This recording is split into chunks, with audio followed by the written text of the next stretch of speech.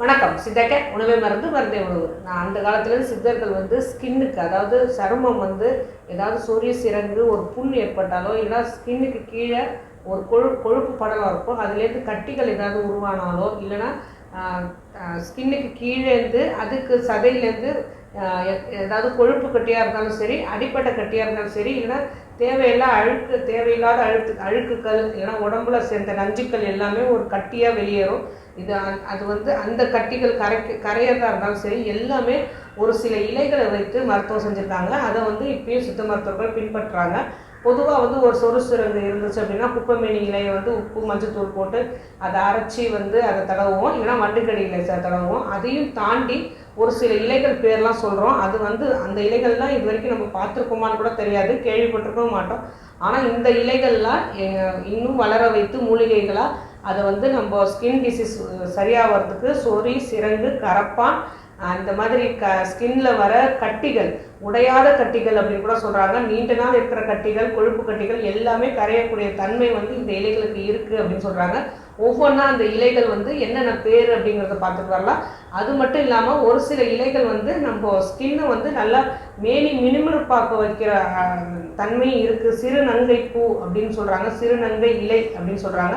இந்த இலையை தேய்ச்சி குளிக்கும் போது ஸ்கின்னோட நேச்சுரல் கலர் நல்லா க்ளோவாகும் அப்படின்னு சொல்கிறாங்க. ஏன்னா நம்ம சாப்பிட்ற சாப்பாடு எந்த அளவு ஹெல்த்தியாக சாப்பிட்றோம், நம்ம அழகு எப்படி வெளிப்படுது அப்படிங்கிறது நம்ம ஸ்கின்னை பொறுத்து தான் இருக்குது. நம்ம உடல் ஹெல்த்தியாக இருந்தால் மட்டும்தான் நம்ம ஸ்கின், நம்ம சருமம் நல்லா ஹெல்த்தியாக நல்லா க்ளோ, அதாவது நல்லா பளபளப்பாக மின்னும்.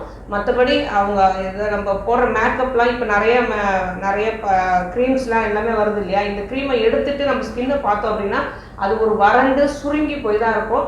அதேமாதிரி நேச்சுரலாக நம்ம யூஸ் பண்ணும்போது இந்த மாதிரி இலைகள் கிடைக்கும் போது அதை தேய்ச்சி குளிக்கும் போதோ இல்லைனா இந்த இலைகள் சொறி சிரங்கு இருக்கும் போது இந்த இலைகளை போட்டு இந்த இலைகளால் ஆன மருந்துகளில் போட்டு நம்ம ஸ்கின்னை சரி செய்யும் போதோ அது நேச்சுரல், அந்த புண்ணு ஆறின பிறகு நம்மளோட நேச்சுரல் கலர் கிடச்சிடும், ஸ்கார் எதுவுமே இருக்காது.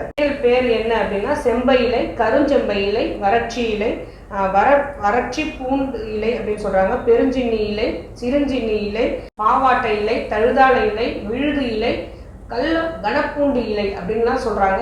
இந்த இலைகள் எல்லாமே நம்ம ஸ்கின்ல உள்ள ரேஷஸ், ஒரு காணாக்கடின்னு சொல்றாங்க, எந்த பூச்சி கடிச்சதுன்னு நமக்கு தெரியாது, ஏதோ ஒரு பூச்சி கடிச்ச மாதிரி இருக்கும், ஸ்கின் ஃபுல்லாக தடிச்சு போயிடும், இல்லைன்னா செவந்து போயிடும். ஒரு சிலருக்கு பேக்டீரியல் இன்ஃபெக்ஷன்ஸ் வரும். இது எல்லாமே சரி பண்ணக்கூடிய இலைகள் தான் இந்த இலைகள் எல்லாமே. இன்னும் அந்த இலைகளை நம்ம சித்த மருத்துவர்கள் மருந்தாக யூஸ் பண்ணி நம்ம கொடுக்குறாங்க.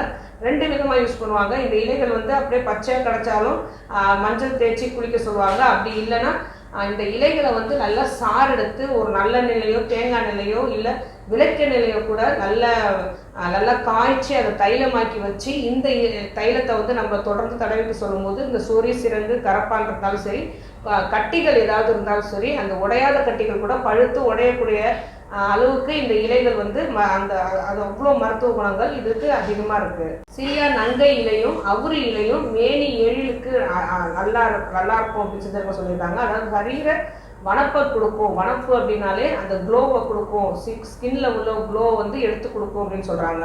அடுத்தது பருத்தி இலை. அந்த பருத்தி இலையில பருத்தி இலையை நல்லா அரைச்சிட்டு ஒரு 200 மில்லி பசும்பாலோட கரைச்சி குடித்தோம் அப்படின்னா, அதுவும் சித்த மருத்துவர்களோட ஆலோசனைப்படி இந்த பருத்தி இலையை பசும்பாலை கரைச்சி குடித்தோம் அப்படின்னா, அதுவும் 1 நாள்லேருந்து 3 நாள் வரைக்கும் கரைச்சி குடித்தோம் அப்படின்னா ஃபுல்லாக ஸ்கின்ல உள்ள மேனி மினுமினுப்பு அதிகமாகும்னு சொல்கிறாங்க. ஏன்னா இது ஸ்கின்னுக்கு உள்ள அவ்வளோ சத்துக்களையும் கொடுக்கும் அப்படின்னு சொல்கிறாங்க. ஏன்னா நம்ம உடம்புல உள்ள விட்டமின்ஸ் மினரல்ஸ் எல்லாமே, அதுவும் கார்போஹைட்ரேட்ஸ், நம்ம கொடுக்குற எனர்ஜி எல்லாமே, நம்ம சாப்பிட்ற சத்துக்கள் எல்லாமே ஸ்கின்ல வெளிப்படும். ஸ்கின்ல எந்த பிரச்சனை வந்தாலுமே நம்ம நல்லாவே உணர்ந்துக்கலாம். ஏன்னா வயிற்றில் உள்ள குடல் புழுக்கள் இருந்தாலும் சரி, வயிற்றில் பூச்சிகள் ஏதாவது இருந்தாலும் சரி, வயிற்றில் ஏதாவது கேஸ்ட்ரிக் பிரச்சனை இருந்தாலும் சரி, இல்லைன்னா ரத்த அழுத்தமோ நீரிழிவு நோயோ எது இருந்தாலுமே ஸ்கின்ல வெளிப்படும். ஸ்கின்னை பார்த்தாலே சித்த மருத்துவர்கள் சொல்லிடுவாங்க உங்களுக்கு ஏதோ பிரச்சனை, உள்ளுக்குள்ள பிரச்சனை இருக்குது அப்படின்னு. அதனால நம்ம உடம்பு ஹெல்த்தியாக இருந்தாலே இந்த ஸ்கின்லேருந்து வர ரேஷஸோ எதுவுமே இருக்காது. அப்படி ஸ்கின் அந்த உடல் நலத்தையும் அவங்க சித்த மருத்துவர்கள் சரி பண்ணுவாங்க, ஸ்கின்ல மேலே உள்ள ப்ராப்ளத்தையும் சித்த மருத்துவம் சரி பண்ணுவாங்க. இந்த மாதிரி இலைகளை வைத்து தான் சித்தர்கள் அந்த அந்த காலத்துலேருந்தே நம்ம சரி பண்ணிட்டு வந்தாங்க. இப்பயும் இந்த இலைகளை சேர்த்து செய்யப்படுற மருந்துகள் இன்றைக்கும் நம்ம சரீரத்துக்கு நல்ல பராமரிப்பை கொடுக்குது. இந்த மாதிரி மூலிகைகள் கலந்த மருந்துகள் நம்ம எடுத்துக்கும் போதும் மேலே பூச்சை தடவிக்கும் போதும் சரி, உள்ளுக்குள்ளே சாப்பிடும் போதும் சரி, உண்மையான நேச்சுரலான இயற்கை கொடுத்த இந்த ஸ்கின் வந்து நமக்கு அதே மாதிரி நமக்கு அவங்கவுங்களுக்கு உள்ள ஸ்கின் உள்ள க்ளோ வந்து கண்டிப்பாக நமக்கு கிடச்சிடும். ஆரோக்கியமாக வாழ்வோம். எதை பற்றி பேசணும் நினைச்சாலும் சரி, தாராளமாக கமெண்ட் பண்ணுங்கள். உங்களுக்கு எந்த நோயாக இருந்தாலும் சித்தா கேரை அணுகுங்க.